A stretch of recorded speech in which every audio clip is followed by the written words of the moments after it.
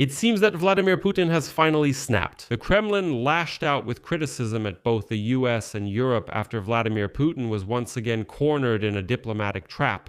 The head of the Ministry of Foreign Affairs of the Russian Federation, Sergei Lavrov, stated that the US Secretary of State's statements about supporting Ukraine completely erased the differences between Washington's and European countries' approaches to resolving the conflict. Although previously, let me remind you, the Kremlin claimed that the US was almost on their side, while Europe was the one hindering the implementation of the agreements between Donald Trump and Vladimir Putin in Anchorage. But what is this all about, and why did Lavrov suddenly make such a statement? The day before, Marco Rubio stated that the United States of America is no longer a neutral mediator in Russia's war against Ukraine. They are no longer mediators, facilitators, or negotiators. No, Washington is finally making its position clear. It has chosen whose side it is on, and that is Ukraine, and immediately announced that the Pentagon has begun unfreezing US military aid to Ukraine, which had been frozen since the beginning of Trump's second presidential term. And against this backdrop, the Europeans even presented their drafts of a peace plan for Ukraine and Russia. And in the Kremlin, they stated that they are ready for negotiations, but now it's Ukraine's fault and Ukraine doesn't want them. But has Donald Trump's team really switched to Ukraine's side for good? And what should we expect from the United States of America this summer? So let's calmly and with a cool head discuss this topic now. My name is Pechiy. Let's discuss this topic together. But before we start, I ask you to subscribe to this channel, like this episode, and leave any comment under this video. And subscribe to my Telegram channel Pechiy News. The link to it is in the description of this video. So today is a bad day in the Kremlin. The head of the Ministry of Foreign Affairs of the Russian Federation, Sergei Lavrov, resentfully stated that the statement by US Secretary of State Marco Rubio about supporting Ukraine, in his opinion, actually erased the differences between the approaches of Washington and European countries to resolving the war. Next is a quote from Lavrov. Considering what Marco Rubio said, and I have a business relationship with him, just 2 weeks ago we discussed the situation in Ukraine. Considering what he said about supporting Ukraine, there is basically no longer any difference in the approaches of the US and Europe. Let me explain the context so you know why he spoke that way and why it matters. The thing is, for months before, Sergei Lavrov had been constantly accusing European leaders of allegedly sabotaging and blocking some so-called Alaskan agreements on Ukraine, which were supposedly reached personally between Vladimir Putin and Donald Trump at the summit in Anchorage in August 2020. For months, Russians were running around with this story about some kind of Anchorage spirit, some agreement supposedly made between Trump and Putin, but nobody ever saw it. And Lavrov insisted that this agreement between Putin and Trump was being blocked not only by Ukraine, but also by Brussels, Paris, Berlin, and London. He says the Europeans are constantly throwing a wrench in the works and causing problems. Later, Lavrov began to reproach the US for not pushing the Trump-Putin deal decisively enough, and even urged Trump to join forces and strike against Europe so that it would finally stop interfering with them. And now today, Lavrov admits that the positions of Europe and the US are actually no different at all. Accordingly, Europe simply can't interfere with the implementation of US positions if its stance is exactly the same as theirs. At the same time, the Russian foreign minister stated that outwardly, the US's approach looks more positive, since, as he claims, the Trump administration initially advocated for dialogue with Russia.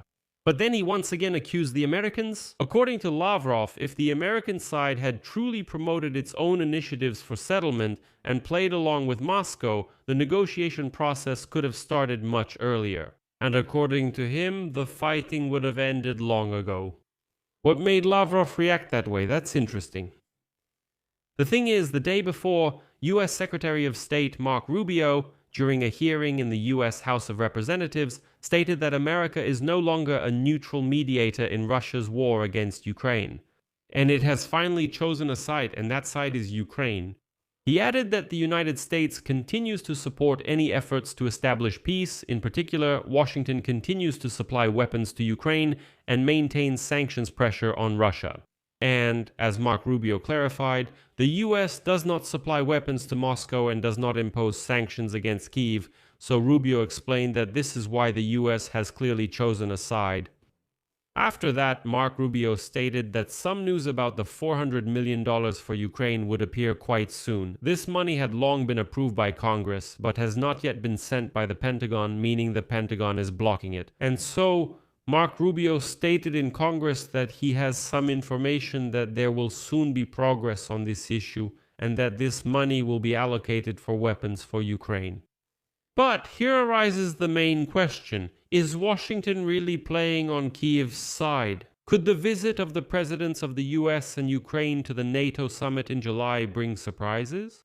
And should we prepare for summer pressure on Kiev from the US? Let's answer these questions together. And I'll say this right away.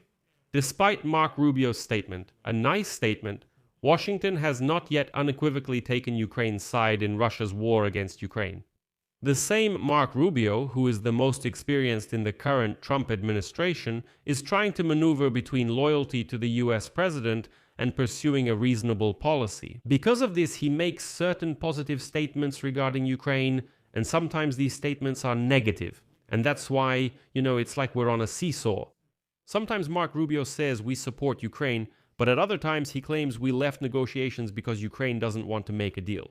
And I urge you to remember that Trump, during his 2 terms, has already stopped arms supplies to Ukraine 3 times.